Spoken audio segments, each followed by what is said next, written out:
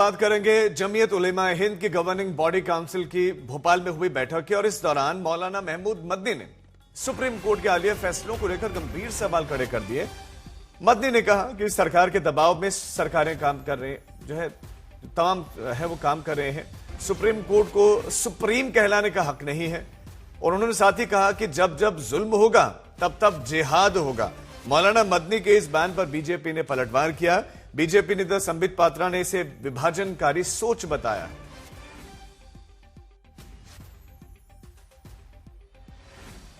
मैंने तो हिंदुस्तान में मरने का फैसला कर लिया है। जिहाद, इस्लाम और मुसलमानों के दुश्मनों ने इस्लाम की मुकद्दस इस्तिलाहात मसलन जिहाद के लफ्ज को एक गाली, फसाद और वायलेंस का हमनाम बना दिया है। लव जिहाद, लैंड जिहाद, तालीम जिहाद, थूक जिहाद वगैरह जैसे जुमले इस्तेमाल करके मुसलमानों की सख्त दिल आज़ारी और उनके मजहब की तौहीन की जा रही है। अफसोस का मकाम है कि हुकूमत और मीडिया में बैठे जिम्मेदार अफराद भी इस तरह के अल्फाज इस्तेमाल करने में कोई शर्म महसूस नहीं करते और न एक कम्युनिटी की दिल आज़ारी की परवाह करते हैं। परवाह क्या करेंगे? ये तो उस कम्युनिटी की दुश्मनी में करते हैं।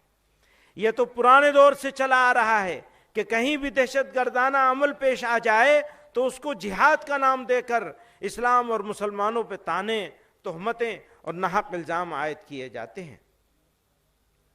यह वाज़ेह होना चाहिए कि इस्लाम में जिहाद एक मुकद्दस दीनी फरीज़ा है।